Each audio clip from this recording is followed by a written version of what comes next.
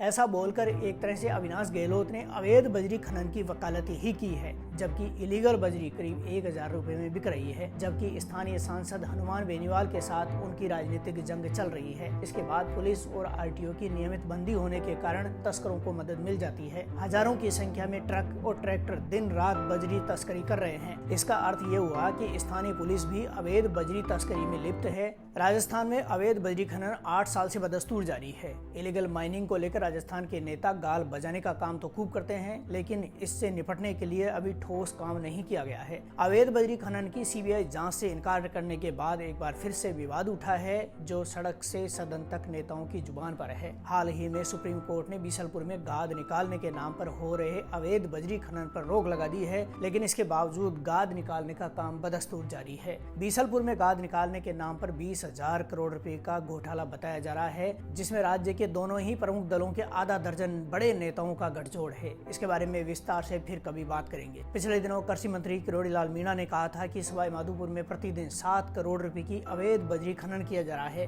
Cabinet मंत्री अविनाश गहलोत ने पाली में कहा कि पुलिस प्रशासन ट्रैक्टरों पर पेनल्टी ना लगाए, ये लोग अपने घरों में काम करने के लिए बजरी खनन करते हैं। जब 2018 में अशोक गहलोत तीसरी बार मुख्यमंत्री बने थे, तब उन्होंने विधानसभा के भीतर कहा था कि वसुंधरा राजे सरकार में प्रतिदिन 5 करोड़ रुपए का अवैध बजरी खनन भाजपा नेताओं की जेब गर्म कर रहा है। राजस्थान में बजरी खनन का मामला तब सुर्खियों में आया जब 16 नवंबर 2017 को सुप्रीम कोर्ट ने बजरी खनन पर रोक लगा दी। तब करीब 45 खदानों में लीज के द्वारा अवैध खनन हो रहा था। इन खानों में पुनर्भरण, अध्ययन और पर्यावरण एनओसी के बिना भी खनन हो रहा था, जिसके कारण सुप्रीम कोर्ट ने बजरी खनन पर रोक लगा दी थी। इसके बाद 11 नवंबर 2021 को सुप्रीम कोर्ट ने रोक हटा दी थी, लेकिन उसके करीब 4 साल पूरे होने के बाद भी राज्य सरकार लीगल माइनिंग नहीं करवा पा रही है। पिछली सरकार ने बजट घोषणा में 100 हेक्टेयर तक के पट्टों की नीलामी की योजना बनाई थी, जिस पर भाजपा सरकार ने आते ही पहले ही महीने में रोक लगा दी थी, किंतु करीब 6 महीने बाद सरकार ने उसी सिस्टम से नीलामी प्रक्रिया शुरू कर दी। परिणाम ये हो रहा है कि एक तरफ जहां उपभोक्ता को लूटा जा रहा है, तो रवाना नहीं कटने के कारण राज्य सरकार के खाते में रेवेन्यू नहीं आ रहा है और इस अवैध खनन के खेल में वर्चस्व की लड़ाई गैंगवार में तब्दील होती जा रही है। ऊपर से अवैध खनन के कारण अवैध लोडिंग हो रही है, दुर्घटनाएं बढ़ रही है और सबसे बड़ी बात यह है कि बजरी माफिया ने राजस्थान की राजनीति, ब्यूरोक्रेसी और पूरे सिस्टम को अपनी मुट्ठी में कर लिया है। राजस्थान में आज वैध रूप से बिक रही बजरी का भाव करीब 1200 से 1300 रुपए प्रति टन है, जबकि इलीगल बजरी करीब 1000 रुपए में बिक रही है। लीगल बजरी ट्रक में करीब 40 टन होती है, जिसमें 650 रुपए प्रति टन भराई है। उसके बाद ट्रक का किराया, मजदूरी, टोल टैक्स मिलाकर 1200 रुपए प्रति टन में बेची जा रही है। जहां बजरी की लीज है, उसके आसपास करीब 50 किलोमीटर तक लीज धारक अवैध बजरी खनन रोकने के लिए पुलिस प्रशासन की मदद लेता है। यदि पुलिस और प्रशासन मदद नहीं करता है, तो लीज धारक को कोई खास बचत नहीं होती है। लीज धारक के बजरी खनन पर पुलिस और प्रशासन की तीखी नजर रहती है, जबकि अवैध बजरी तस्करों के सैकड़ों ओवरलोडेड ट्रक देखकर भी पुलिस आंखें बंद कर लेती है। कितनी मजेदार बात है कि लीज धारक को पुलिस से मदद के लिए गिड़गिड़ाना पड़ता है, जबकि बजरी तस्करों को पुलिस की गाड़ियां प्रोटोकॉल देती नजर आती है। इलीगल माइनिंग में सबसे अधिक भूमिका लोकल पॉलिटिशियंस की होती है। इसके बाद पुलिस और आरटीओ की नियमित बंदी होने के कारण तस्करों को मदद मिल जाती है। कुछ जगह पर खनन विभाग के अधिकारी भी बंदी लेकर तस्करों को सहयोग करते हैं। सामान्यतः अवैध बजरी खनन में ट्रक सीधे नदी में उतरकर नहीं भरे जाते हैं, बल्कि ट्रैक्टर से किसी एक जगह पर बजरी एकत्रित की जाती है। ट्रैक्टर की चेकिंग होती है तो घर के काम के लिए बोलकर ले जाते हैं। इन ट्रैक्टरों से अवैध बजरी का स्टॉक हाईवे किनारे ढाबों के पास, सड़क के पास, पेड़ों के झुरमुट में और निजी चारदीवारी में किया जाता है, जहां से रात को डंपर भरे जाते हैं। टोंक और सवाई माधोपुर में लगभग इसी तरह से अवैध खनन होता है, जबकि नागौर में तो नदी में उतरकर डंपर भरे जाते हैं। डेगाना से भाजपा विधायक अजय सिंह किलक ने पिछले दिनों विधानसभा में कहा था कि नागौर एसपी नारायण टोगस उनका कहना नहीं मानते हैं। सूत्र बताते हैं कि नागौर में अजय सिंह किलक की बजरी खनन में चलत नहीं है, जबकि स्थानीय सांसद हनुमान बेनीवाल के साथ उनकी राजनीतिक जंग चल रही है। मजेदार बात यह है कि कांग्रेस के विधायक रहे विजयपाल मिर्धा का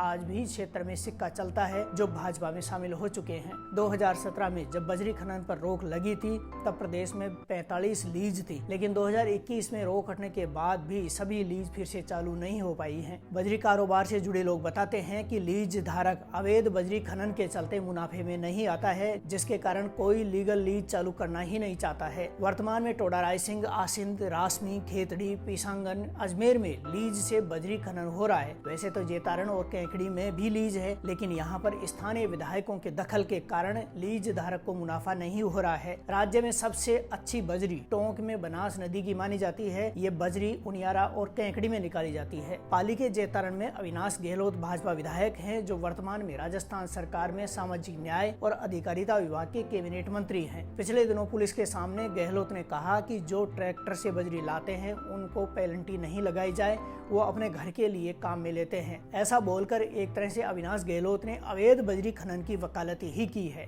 कैंकड़ी और सावर में स्थानीय विधायक की ही अड़ंगा लगाते हैं। ये नेता अपने लोगों को काम पर रखने और उनकी गाड़ियां फ्री भरने की जिद करते हैं, जिसके कारण लीज धारक को नुकसान होता है। इन क्षेत्रों में बजरी तस्करी खूब हो रही है। 16 दिसंबर 2017 को सुप्रीम कोर्ट ने पुनर्भरण का अध्ययन करने और बेलगाम खनन को लेकर रोक लगाई थी। कोर्ट ने DSR यानी डिस्ट्रिक्ट सर्वे रिपोर्ट बनवाई, जिसके आधार पर 2021 में खनन पर रोक हटाई।